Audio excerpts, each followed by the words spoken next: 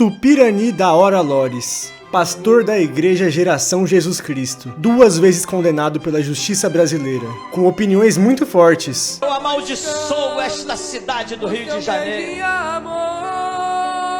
Desgraçados e malditos esses sodomitas. Desgraçado STF no Brasil.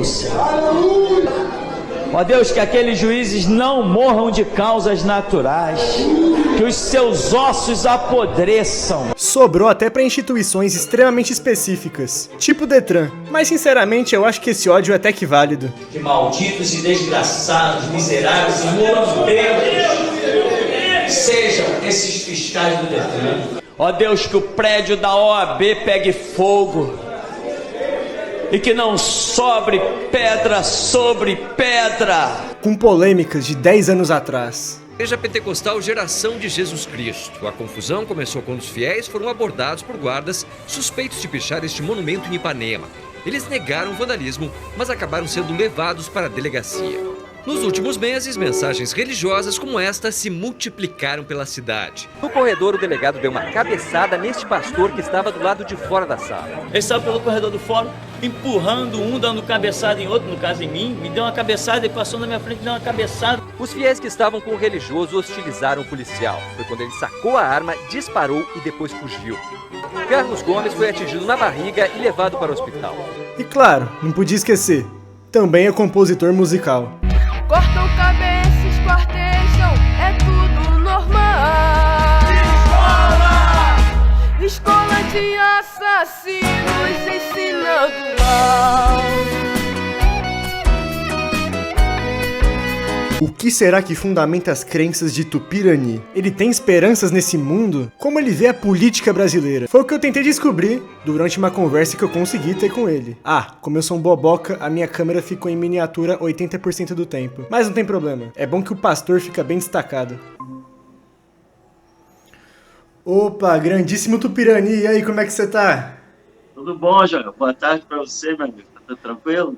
Tudo tranquilo, deixa eu só checar se tá gravando aqui. Primeiramente, cara, eu queria agradecer você por ter vindo aqui. É um canal pequeno, eu tô começando. Eu vi que segunda-feira você foi lá numa mega produção, né, com equipamento de alta qualidade. Aqui é um microfonezinho de 100 conto, mas você teve a humildade de vir aqui falar comigo, viu? Parabéns pra você, viu? O importante é que você está trabalhando, né?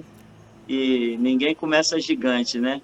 Mas todo mundo cresce com a ajuda de Deus. Com certeza. Explicando um pouco o meu canal, eu gosto aqui de falar de vários temas, né? Política, economia, religião.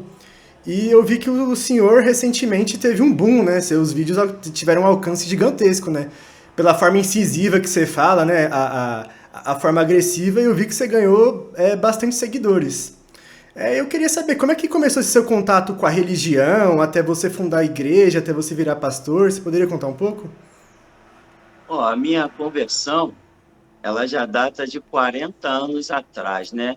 Anteriormente eu frequentei outras religiões, tipo o catolicismo, o espiritismo, conheci várias coisas, mas enfim, existe um preenchimento dentro de nós que é aquele momento de dar o tchan.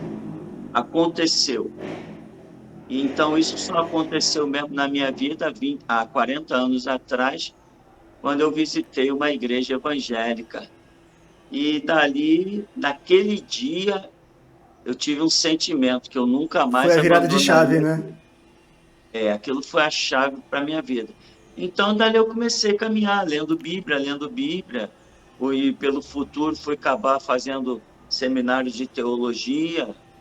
E até que em 1999, há 26 anos atrás, Deus se manifestou a mim, através de profetas, com uma ordem: vai para a tua casa e funda a minha igreja, porque nessa época eu não morava onde tinha nascido. Então eu compreendi a situação, enfim, fui para o endereço onde hoje a igreja está há 26 anos. A igreja é a Geração Jesus, né? Geração Jesus Cristo. Mas eu sempre tive uma visão do Evangelho, que o Evangelho não poderia ser flores, porque senão não teria como símbolo um homem assassinado numa cruz. Então, eu lendo a Bíblia, eu compreendi que aquele meu sentimento estava certo, que o Evangelho é perseguição, é discriminação, é ser assassinado, mas Deus em tudo, como a Bíblia mostra, tem os seus planos. E esse foi o começo da minha caminhada, vindo de uma infância muito terrível, claramente falando, uma infância de fome mesmo, né, com as dificuldades financeiras, mas quando nós conhecemos Jesus Cristo, é como se diz mesmo, a bênção começou a acontecer, as portas começaram a se abrir e nós fomos caminhando. Você imaginava essa repercussão toda, o patamar que você ia chegar? Você ganhou novos fiéis na sua igreja com essas repercussões que tiveram recentemente? Olha, eu nunca imaginei que fosse ter essa repercussão, não. Eu me surpreendo. Quando eu vejo algumas coisas nossas, até o domínio do meu nome eu perdi. Porque foi tanta gente abrindo canal com o meu nome, e quando eu quero abrir alguma coisa, eu não consigo abrir com o meu nome. Então foi uma repercussão que realmente eu nunca imaginaria. E pegaram vídeos meus que já tem aí 15, 20 anos, 25 anos, que hoje estão fazendo, vamos assim, entre aspas, dizer, um grande sucesso, né? E quanto a novos fiéis, veja, pelo nível da palavra que as pessoas me ouvem falar na internet, devem imaginar que a minha igreja não é uma igreja de oba-oba. Eu não estou aqui passando a mão na cabeça de ninguém. Não estou distribuindo flores. E eu acho que o crescimento, a evolução tá ligado com desconforto, né? Não é para você ficar lá na sua zona de conforto. Eu penso assim, pelo menos. Sim, porque o Evangelho nos chama a conversão. Se nos chama a conversão, significa que Deus tem uma palavra que me contraria, que vai me levar a mudar de rumo. Então, o Evangelho que é pregado na minha igreja, eu considero ele genuíno, porque eu não distribuo flores, nem estou preocupado com a arrecadação financeira. São cultos de 2 horas, 2h30, onde eu não falo em dinheiro. Isso não é o meu interesse. Meu interesse e eu vejo que você critica bastante a Igreja Universal, né? Essas igrejas com esses pastores com a moral meio duvidosa, né? Sim, exatamente. Essas organizações eu nem considero igreja. A Universal não é igreja. A Universal, para mim, é um templo de Satanás. Com certeza. E outra coisa, a igreja que se associou à política perdeu o meu conceito completamente. Igreja e política, não, de forma alguma. Eu sou radical, inaceitável. Então, qualquer igreja que botou um político atrás do seu púlpito, deixou de receber as minhas considerações. E eu critico mesmo. E essa é uma opinião bem diferente, viu? Porque aqui no Brasil tem até a bancada evangélica, né? Lá na Câmara dos Deputados, eles estão bem atrelados à política. Geralmente a maioria defende o Estado de Israel também, que eu vejo que você tem uma opinião mais contrária, né? Eu considero, João, que as pessoas que entram para a política, elas deixam de ser cristãs. Entende? Porque, veja bem, nós não podemos servir um Deus de 2 caras ou 2 palavras. E eu, na minha intimidade com o meu Deus, ele me falou claramente o seguinte: aonde entrar a política, eu saio. Ora, por que Deus falaria para mim, aonde entrar a política, eu saio, e outros estão mergulhando na política e fazendo amizade com esses homens que são os reis do peculato na nação brasileira? Então, eu considero o seguinte: entrou para a política, perdeu Jesus, segundo a palavra que ele me concedeu. Então, não considero que tenha evangélico na política, a bancada evangélica, né? Porque eles não são evangélicos no seu conceito. No meu conceito, não.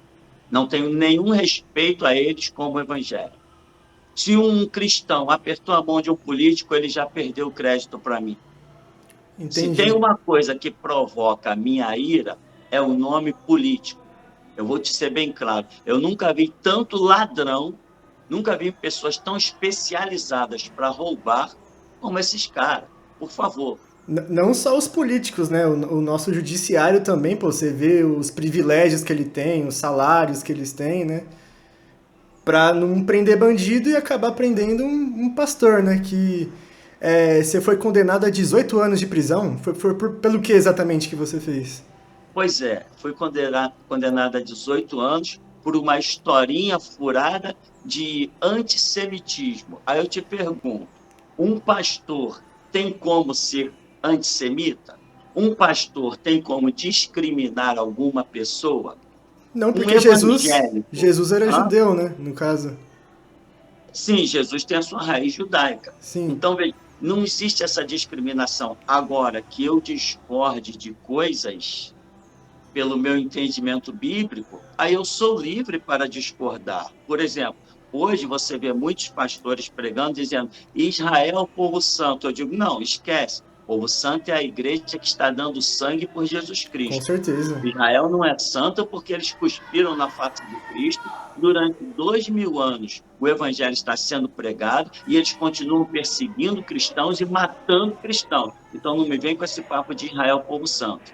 Eu sou santo enquanto eu andar na regra de Deus. A partir do momento que eu sair desta regra, acabou a santidade. Então Israel, para mim, não tem nada de santidade. Agora, eu fui preso por 3 orações, onde eu falo para Deus trazer a sua sentença sobre os judeus, e isso virou crime. Mas não é à toa, é porque um rabino judaico havia passado por mim aqui no shopping Nova América, aqui no Rio, e ele já tinha olhado as camisas do pessoal e falado assim, eu não gosto de vocês, não gosto da igreja de vocês, não gosto do pastor de vocês, e eu sou amigo pessoal dos juízes da Federal. E Eu acho que. eu como na casa da juíza Valéria Caldi, e eu vou armar para vocês. Quando o meu mandado de prisão veio, quem assinou o mandado foi a juíza Valéria Caldi Magalhães.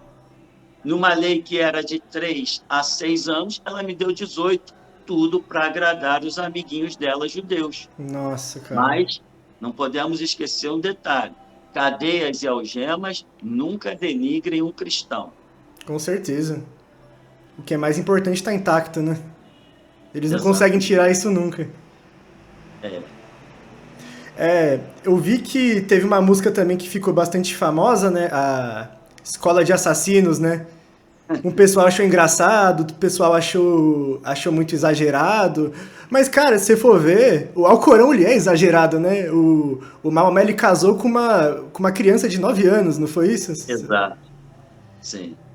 Essa música aí, quando essa música chegou ao ministério, alguém falou assim, vamos registrar essa música. Eu falei, não, para que registrar essa música? Ninguém vai nem querer saber de cantar essa música, nem olhar para ela. Não precisa registrar essa música. Pois acontece que ela tem poucos dias que teve o seu registro, porque senão nós íamos perder completamente o vínculo com a música, porque ela viralizou de uma maneira que, pelo pouco que eu vi, ela chegou a mais de 1 bilhão de visualizações. Chegou. Vários youtubers reagindo, bombou bastante essa música. Você que compôs ela? Você que compôs essa música? Eu vou te confessar, né? Não tinha jeito, não. Fui eu que compus. E a frase mais famosa dela, escola de assassinos ensinando o mal, essa frase eu ouvi. Eu estava compondo a música e tal, e no final eu não sabia como fechar a música.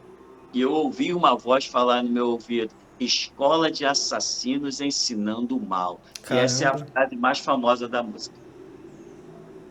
A gente observa uma coisa, né? Aqui no Ocidente tá tendo uma baixa taxa de natalidade, né? E o Ocidente é predominantemente cristão, né? Só que em contrapartida, do outro lado do mundo, os muçulmanos estão tendo bastante filhos, está crescendo bastante a população. Qual que você acha que vai ser o futuro da Terra daqui 50 anos, que tem uma projeção para o muçulmano ser a maioria aqui no mundo? Sim, mas o que acontece? Religião é aquilo que você é de coração, e não pelo aquilo que você é na ponta da espada. Então, muçulmano, islamismo, isso aí é castelo de areia, isso não sobrevive, porque isso aí é feito na ponta da espada. Se alguém disser que vai deixar de ser muçulmano, é assassinado.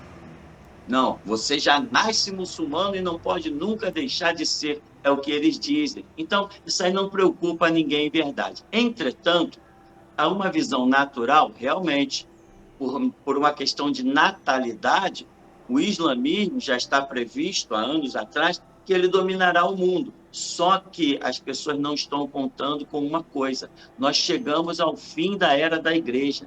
A segunda vinda de Jesus Cristo, tão mencionada, o desfecho está para agora. Particularmente nos estudos da minha igreja, eu acredito que, no máximo, até 2033, Jesus Cristo retorna à Terra, como diz Apocalipse, com cetro de ferro para quebrar as nações e implantar o seu reino milenar. Então você imagina que em menos de 10 anos Jesus Cristo volta? Eu apostaria a minha vida hoje nisso. Tamanha a minha convicção. Apostaria a vida. Até porque, se você pega, tá acontecendo muita coisa nesse mundo, né? É muita guerra, é muita crise, muito acontecimento. Olha, a Bíblia diz, para quem estuda, a Bíblia fala coisas, e para quem apenas lê, a Bíblia não fala nada. A Bíblia diz que Jesus Cristo viria ao mundo arrebatando a sua igreja, porque o que acontece? A vinda de Jesus nós tratamos de duas maneiras. A primeira é a igreja indo, e a segunda é ele retornando com esta igreja para implantar o seu reinado milenar.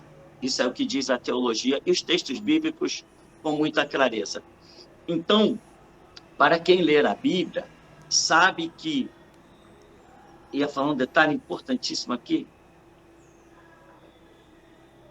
Onde é que nós estávamos mesmo? Puxa, volta de Jesus, Bíblia, muitos acontecimentos no mundo. Ah, sim, exatamente. A volta de Jesus.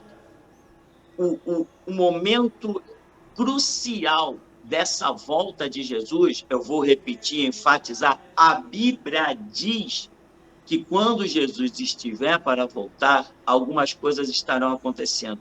Entre elas, um domínio do homossexualismo. Isso está escrito. Está escrito. O domínio do homossexualismo.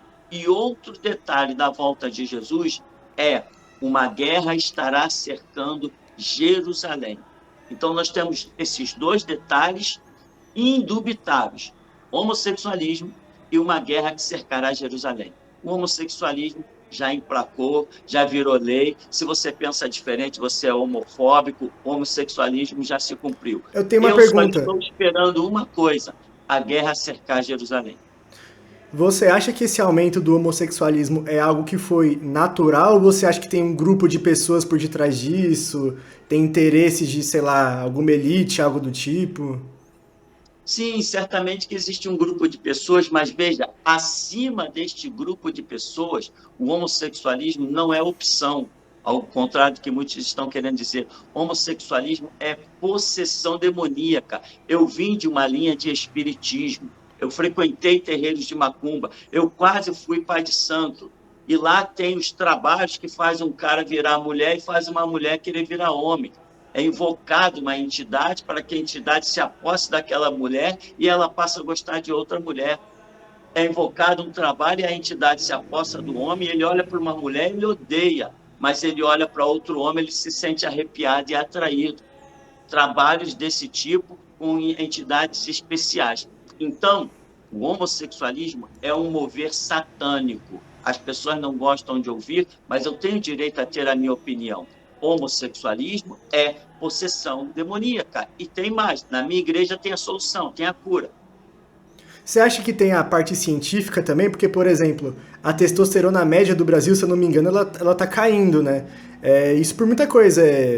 Óleo de soja na comida, microplástico nos alimentos, a população ficando mais sedentária. Você acha que isso também contribui para o aumento do homossexualismo? Ou você acha que é principalmente espiritual? O fato científico que você citou, ele é real. Também já estive lendo alguma coisa sobre isso. Entretanto, a pessoa perverter o seu sentimento ao ponto de desprezar o sexo oposto e se apegar ao semelhante, não. Aí já entrou uma entidade espiritual, trabalhou na vida da pessoa e fez ela ter um sentimento diversificado. Porque justamente dos nossos estudos, nós temos a convicção de que a possessão demoníaca, ela acontece na alma. A alma é a sede dos sentimentos. e diante de tantos homossexuais com quem eu já conversei e tantas experiências de expulsar demônios que eu já tive, etc, etc, eu posso te afirmar que a possessão demoníaca acontece na alma, que é a sede dos sentimentos, aonde faz a pessoa se aperceber das coisas de forma diferente. Então, mesmo que você tire toda a testosterona de um homem, ainda assim, ele não vira um homossexual se ele não sofrer uma influência de uma entidade. Entendi. Eu tenho 22 anos de idade. Você culparia essa geração por isso? Ou não tem nada a ver? Essa nova geração aí, jovens adultos? Não, eu não culparia a geração, não. A geração não é culpada, ela é vítima. Veja, à medida que a luz vai se afastando, as trevas vão dominando. E as igrejas que estiveram em alta no Brasil e no mundo, hoje elas estão caídas. Você entra numa igreja lá, quando você entra na igreja, tem um político atrás do púlpito.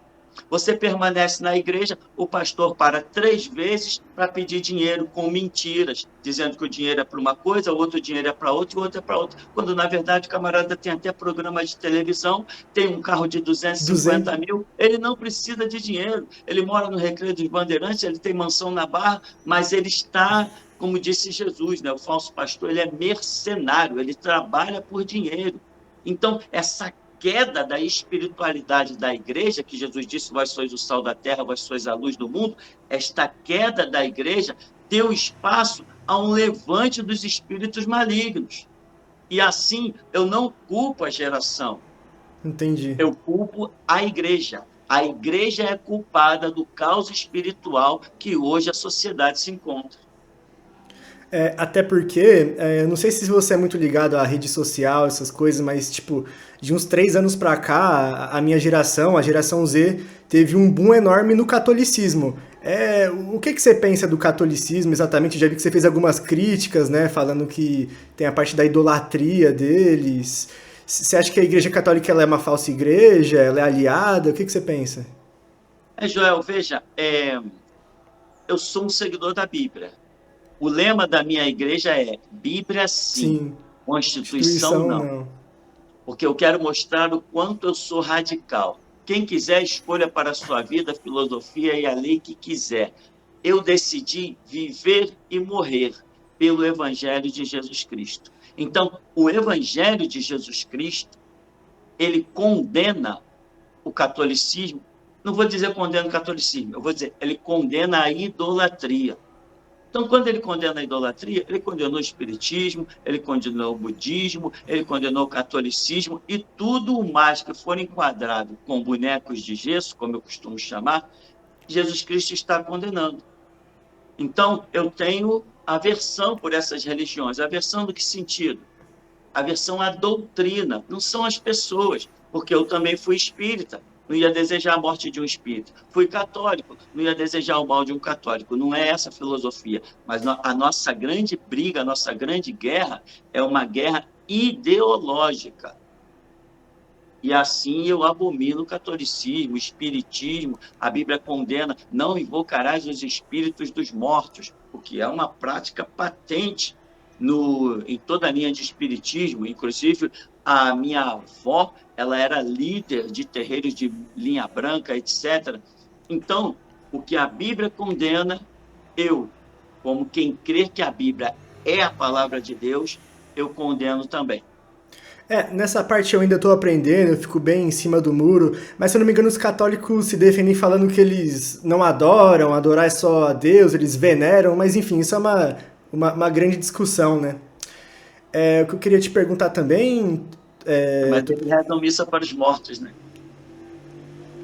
A missa de 7º dia, a missa de 1 mês, são missa para os mortos, que a Bíblia também condena. Batismo de crianças, que a Bíblia também condena. Você é contra o batismo de crianças? Totalmente. O batismo, ele é a introdução a um conceito religioso. E quem não tem a opção, a escolha pessoal de adentrar nesse conceito, não é válido. Eu não posso pegar um filho meu e dizer, você vai ser isso. Não, eu posso até levá-lo para a igreja, mas a idade dele que chegar à maturidade, ele vai ter que decidir. Eu não posso criar rituais religiosos pelo meu filho. Isso não é válido. A Bíblia condena isso. O próprio Jesus se batizou aos 30 anos. Faz sentido, faz sentido. Pastor, você comentou que você rejeita essa união de política e do cristianismo, né? Você diria que seu papel é só pregando o evangelho? Você acha que eu, como cidadão, na parte política, eu tenho que não fazer nada a respeito? Ou é só mais uma questão de não confiar em políticos? Sim, a nossa luta como cristãos é fazer com que a lei de Deus seja implantada nos corações dos homens. Então, esse sistema político do jeito que é, com indicações, com o povo votando nos seus líderes, esquece, pode esquecer. A Bíblia condena que um povo escolha o seu líder. Todos os líderes bíblicos foram apontados por Deus. Deus falou, eu quero aquele. Sempre foi assim. É um líder levantado por Deus para dominar sobre o povo. A história sempre é essa. Um povo elegendo o seu governante, esquece, isso é abominável. Você acha que essa democracia moderna tem algumas características que você diria que seriam satânicas? 100%. Na verdade, não existe democracia, porque se existisse democracia, teria liberdade de expressão. O que nós temos visto aí com o STF não é liberdade de expressão. E se existisse liberdade de expressão, eu não poderia ser preso por fazer 3 orações. Ninguém poderia me prender por palavras. O cara puxou um punhal? Não. O cara puxou um revólver? Não. O cara empurrou? Não. O cara bateu? O que foi? O cara proclamou uma ideologia, cadeia nele. Se existisse democracia, eu não poderia ser preso. E aparentemente parece que é pior você falar coisas que incomodam do que você matar uma pessoa, cometer um latrocínio, né?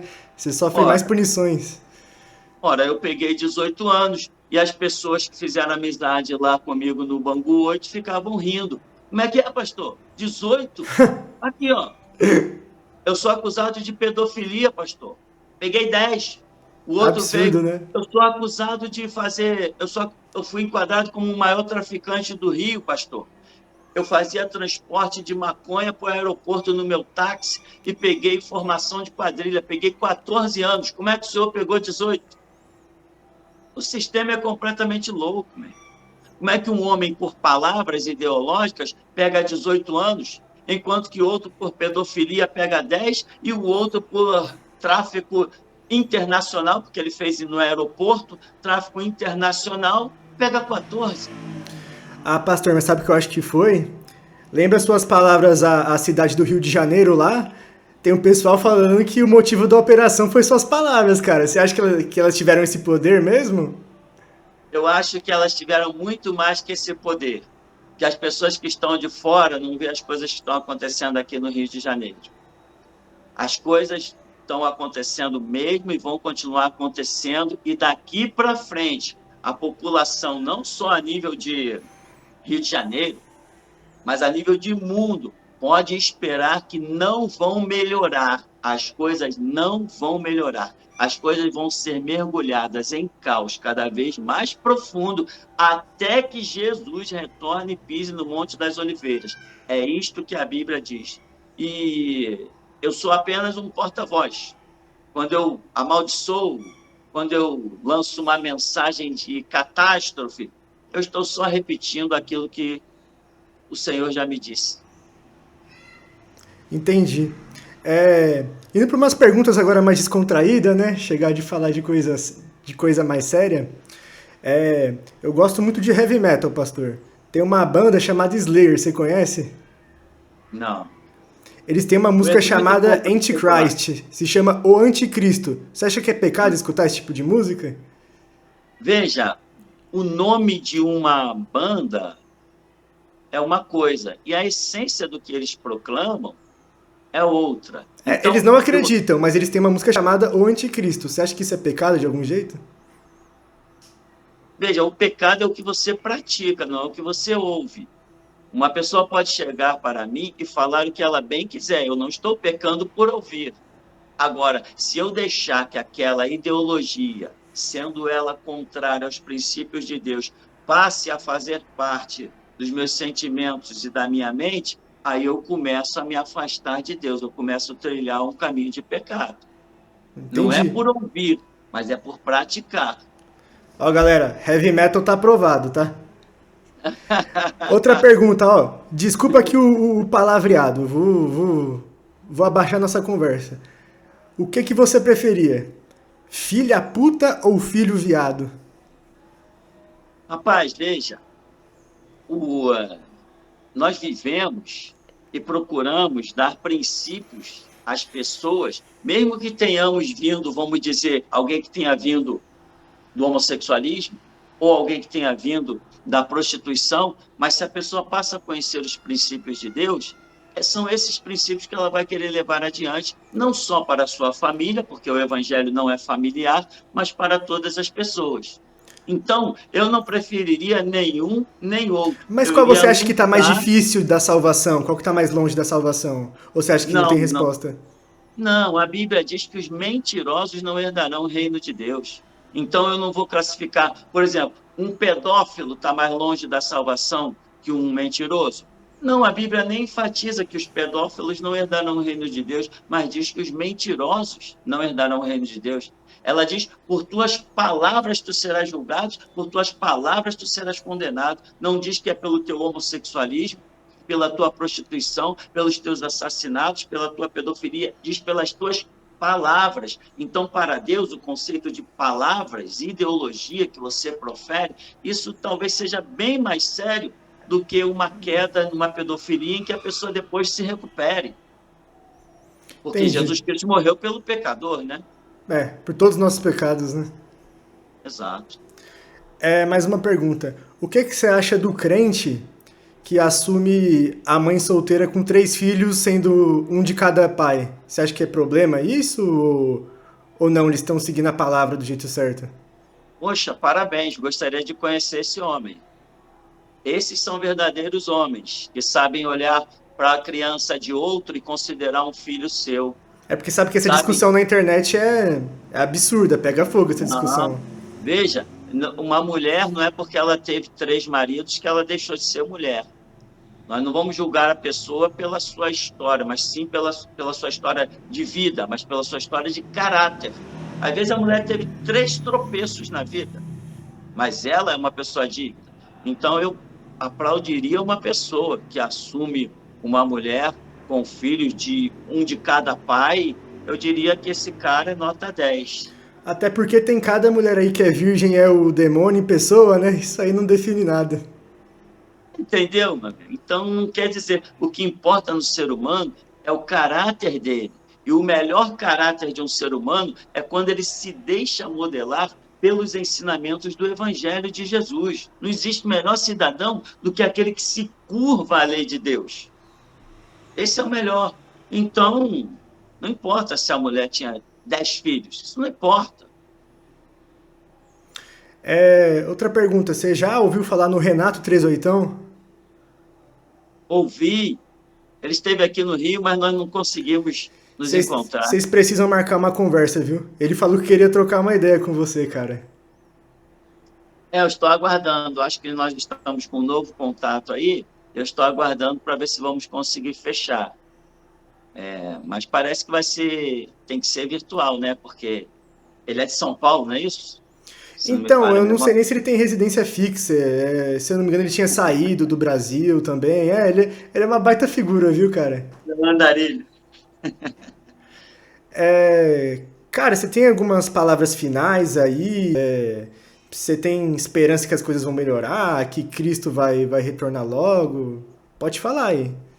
O que acontece é exatamente isso, Joel. O que eu espero que Cristo volta logo, essa é a minha fé, a minha esperança. Porque a volta de Cristo é o fim de toda a injustiça. Todo esse sistema, exército, marinha, aeronáutica, isso vai ser tudo pisado com a volta de Cristo, como a Bíblia diz. Inclusive, a Bíblia diz que nessa segunda vinda de Jesus, ele porá fim ao pecado. É uma expressão para nós, teologicamente, muito forte, né? E outra coisa, que as pessoas sejam menos julgadoras. A Bíblia fala em Mateus 6,6 entra no teu quarto, fecha a tua porta e fala com teu pai. Teu pai que te vê no oculto te recompensará publicamente. Jesus ensinou a irmos falar com Deus e não tirarmos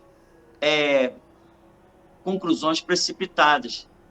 Ele diz assim, ó, por toda palavra ociosa que tu disseres, Deus te levará ao juízo. Então as pessoas têm que fazer o seguinte, ouvir tudo e não ter pressa em julgar. Quem tem pressa em julgar, normalmente lá na frente, vai ver que julgou errado.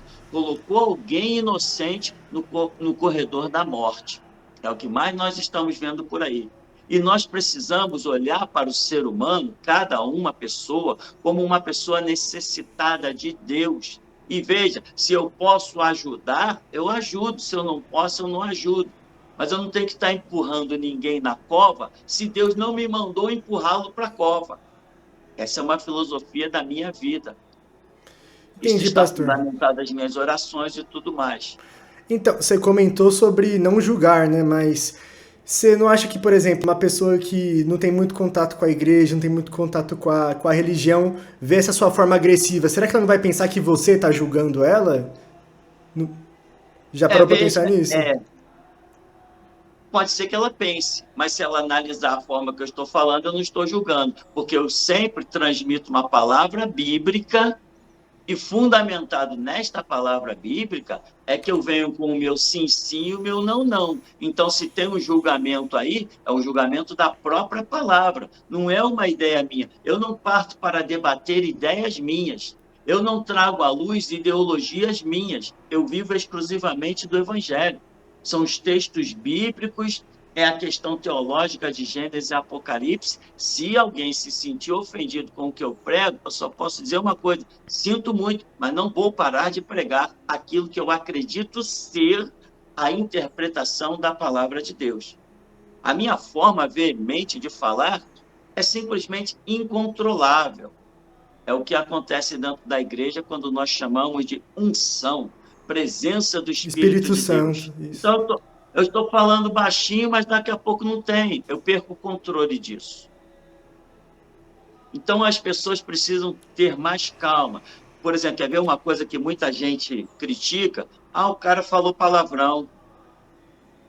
Tem vários vídeos que eu falo palavrão. Então, o cara falou palavrão. E daí que eu falei palavrão, meu amigo? Você acha que eu falei palavrão porque eu quis falar ou eu recebi ordem de falar? Essa é a questão. Então, a pessoa julga com o que ela pensa. Não, Deus não mandaria ninguém falar palavrão. É mesmo? Tem certeza que Deus não mandaria? Mas não tem nenhuma passagem que diz sobre palavrão, alguma coisa? Tem, só que diz que a pena dos escribas mentiram. Na hora de colocar a palavra original na tradução, eles tiraram o palavrão e atenuaram a palavra.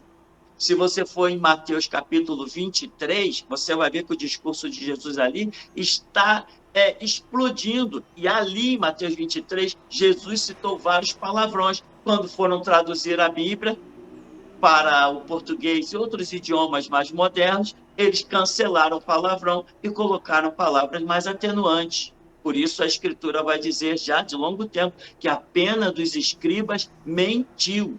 Então, eu falo palavrão e vou continuar falando. Não acabou ainda a dispensação dos palavrões. Vou continuar falando.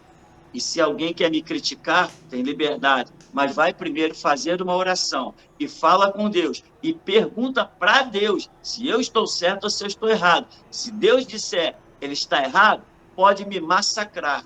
Mas se Deus disser... Então, Tupirani, eu queria fazer uma última pergunta. O que você pensa dos judeus? Eu quero que os judeus vão para... Muito... É isso aí, tá? E se tiver outras oportunidades aí, nós pudermos estar juntos, vamos estar. Você é um cara bem legal, bem tranquilo. Muito obrigado. Só quer ouvir o que os outros têm a dizer, né? Eu quero. Eu sempre estou disposto a aprender qualquer coisa, ouvir pessoas diferentes, cara. É muito legal, viu? Cara, sucesso pra você, viu? Que resolva esses problemas com a justiça logo.